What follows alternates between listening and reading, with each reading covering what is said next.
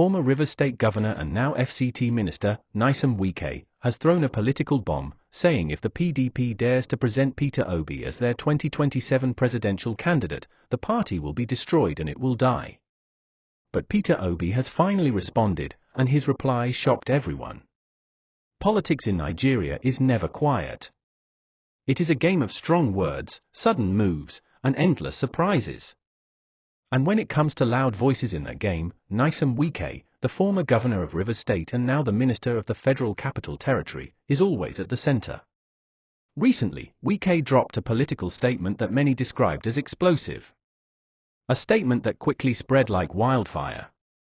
A statement that immediately created tension within the political space and left people wondering about the true future of the People's Democratic Party, PDP. Wike said something bold. He said something that carried both a warning and a threat. And in his usual style, he did not sugarcoat it. He declared that if the PDP dares to make Peter Obi its presidential candidate for the 2027 elections, then the party should prepare for its own funeral. According to him, presenting Obi would mean total destruction for the PDP. It would not only weaken the party but kill it completely.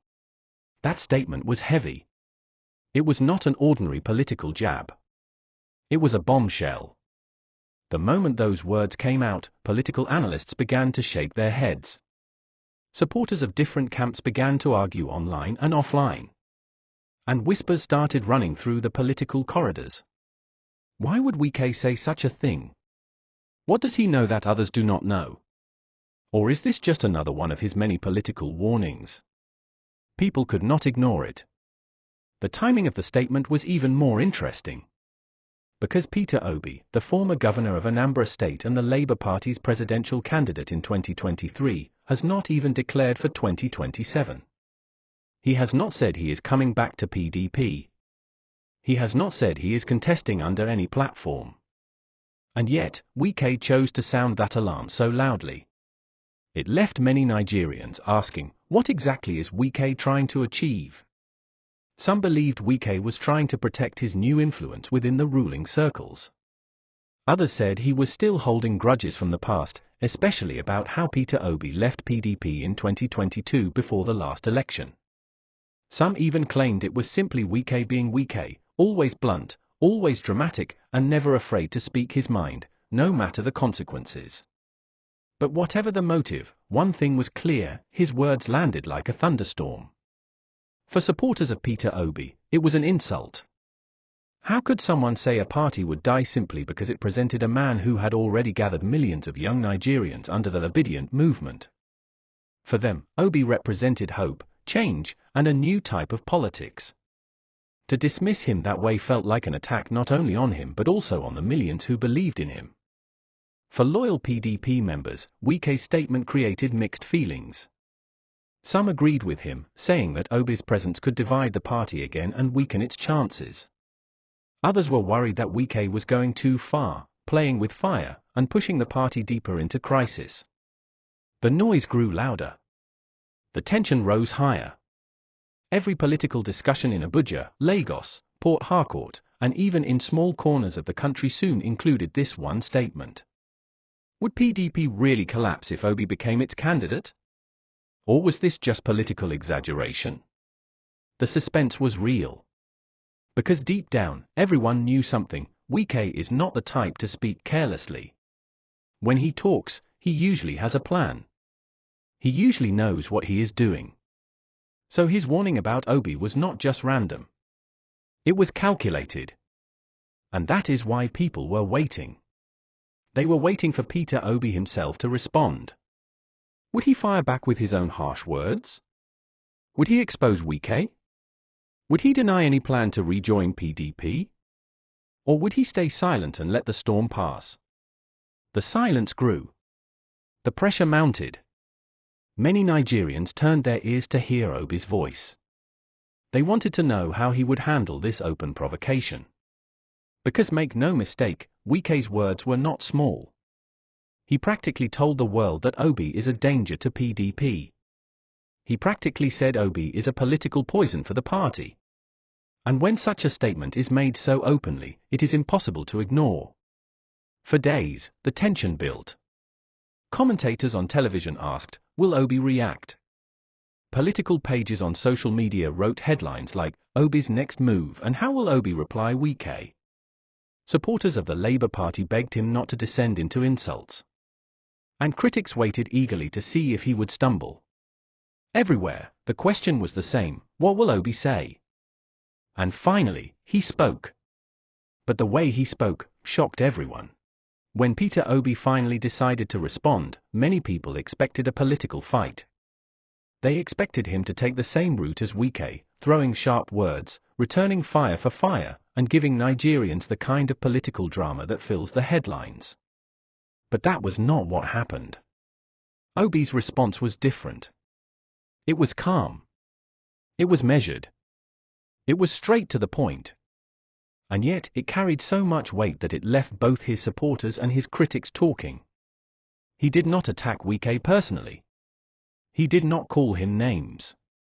He did not remind Nigerians of their old battles. Instead, Obi chose to rise above the noise and redirect the entire conversation. He said very clearly, my brother, Nigeria has bigger challenges right now than talking about elections. By now, we should be talking about high inflation, the insecurity across the country, how to pull millions of Nigerians out of poverty, our collapsing infrastructure, poor healthcare system, bad roads everywhere, and the fight against corruption.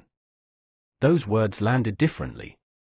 Instead of adding fuel to the fire, Obi extinguished it with a dose of reality. He refused to allow himself to be dragged into a personal exchange of insults. Instead, he shifted the spotlight back to the everyday struggles of ordinary Nigerians. And that, in itself, was powerful. Think about it.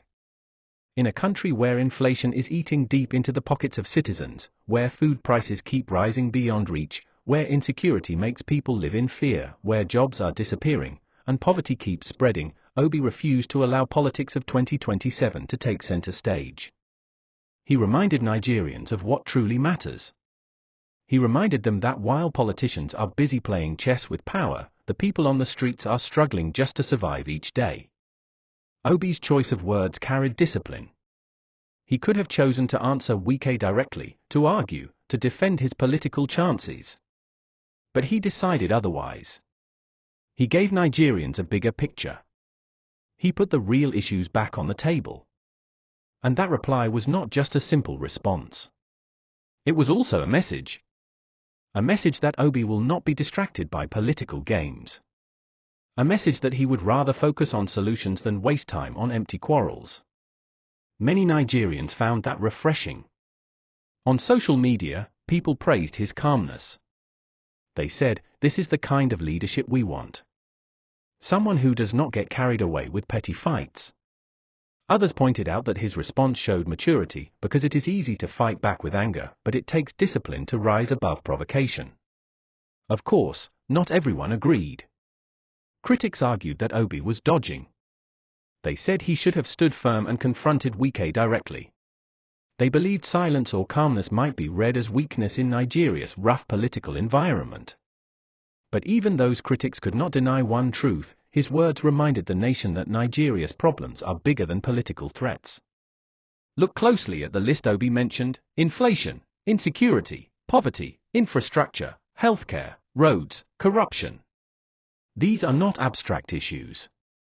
They are real struggles facing millions of Nigerians every single day. Inflation has made food prices unbearable. Families who could once afford a bag of rice now struggle to buy half. Insecurity has displaced thousands, with kidnappings and violence spreading across regions. Poverty continues to trap people with no escape. Hospitals lack basic equipment, schools are collapsing, and the roads that connect cities are filled with potholes and danger. And corruption, the monster that eats everything, still sits at the center of it all. By highlighting these issues, Obi reminded Nigerians that the true fight is not about who becomes a candidate in 2027. The true fight is about survival today. The true challenge is how to rebuild a broken system so that ordinary citizens can live in dignity. That is why his reply cut so deep. Because while many politicians are already playing 2027 politics, Obi was saying, let us fix today first. Let us fix the hunger, the fear, the poverty, the corruption. Elections can wait. But Nigerians cannot. It was not just a reply to Wike. It was a wake-up call to the entire political class. And in that moment, Peter Obi reminded everyone why so many Nigerians had rallied behind him in 2023. He reminded them why millions still see him as a symbol of a different type of politics. A politics of ideas, a politics of focus, a politics that places the people at the center. The suspense after his words was heavy. Because while Wike had tried to drag Obi into the mud of party politics, Obi had lifted the conversation higher. He had placed the burden back on the leaders of the nation. And by doing so, he made it clear that he would not be distracted from the issues that matter. That calm but strong reply showed discipline. It showed maturity. And it showed vision. It was not just an answer to Wike. It was a statement of priority. And Nigerians heard it. Loud and clear. Peter Obi's response may have sounded simple, but in Nigerian politics, simple words often carry the deepest weight. His refusal to be dragged into the 2027 noise, and his insistence on focusing on Nigeria's urgent problems, did not just answer Wike. It sent a strong signal to the entire political class, to ordinary Nigerians, and to everyone watching the country's future. First, think about the normal pattern of Nigerian politics. When one politician throws a jab, the other politician usually hits back harder. That is how headlines are made. That is how political feuds grow. Insults are exchanged, tempers rise, and the people are left as spectators in a battle that does not put food on their tables. But Obi broke that cycle. He refused to give Wike what he might have been looking for, a political quarrel that would dominate the news. Instead, Obi gave Nigerians a reminder that leadership is not about noise, it is about priorities. And in that moment, he shifted the entire conversation. The timing of his response also mattered. Nigeria is going through one of its hardest economic periods. Inflation is biting. The price of food has doubled, sometimes tripled. Unemployment continues to grow. Many families do not know where the next meal will come from. Insecurity spreads fear across states. People are angry. People are tired. For a politician to ignore all of that and talk only about 2027 would have been an insult to the suffering of the people. But Obi avoided that trap. He made it clear that 2027 is too far away to be the main issue today. What matters is survival now. What matters is fixing a country that feels like it is falling apart. That is why his reply resonated. It was not just political correctness. It was a reflection of reality.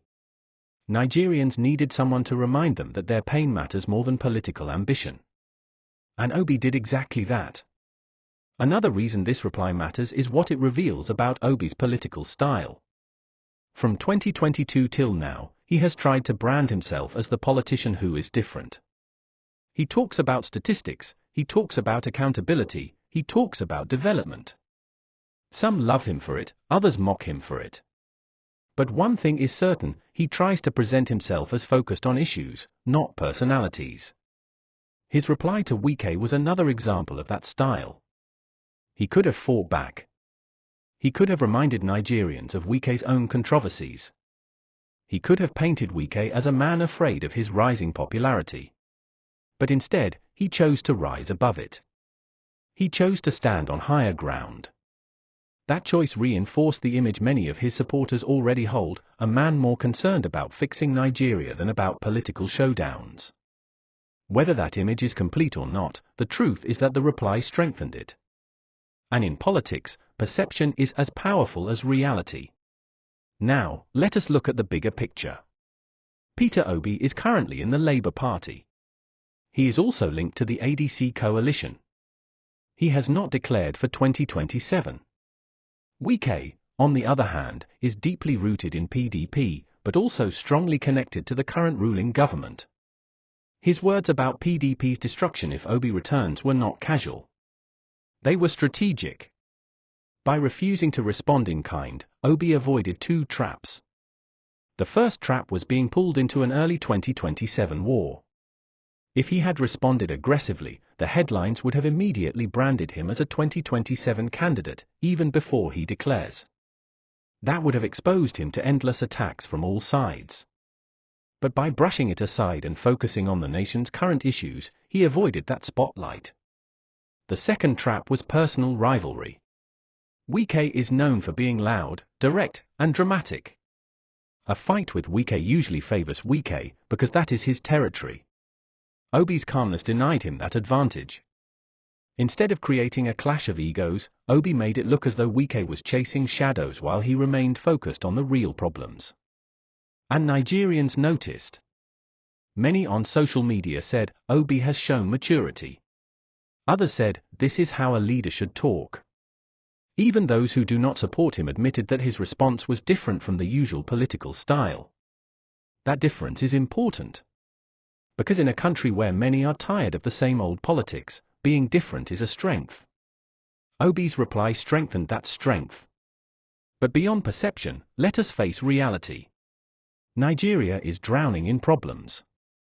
Inflation, insecurity, corruption, poverty, infrastructure collapse, these are not distant challenges. They are daily pains.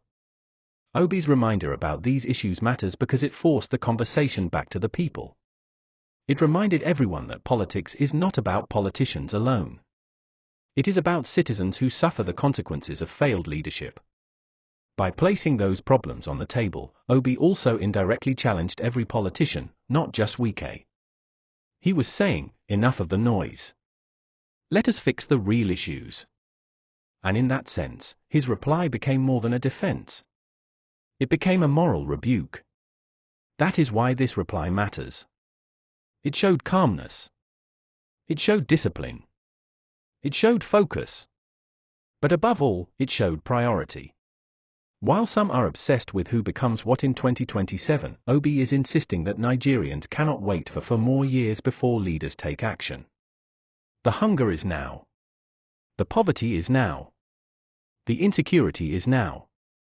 The corruption is now. And his message was clear, the suffering of Nigerians is more important than the ambitions of politicians. That single reply may have closed the chapter with Wike. But it opened a bigger conversation across the country. What should leaders really be talking about today? And in that bigger conversation, Obi placed himself once again at the center, not as a man chasing power, but as a man pointing at problems that cannot be ignored. That is why his reply matters. Not because it silenced Wike, but because it reminded Nigerians of what truly deserves their attention.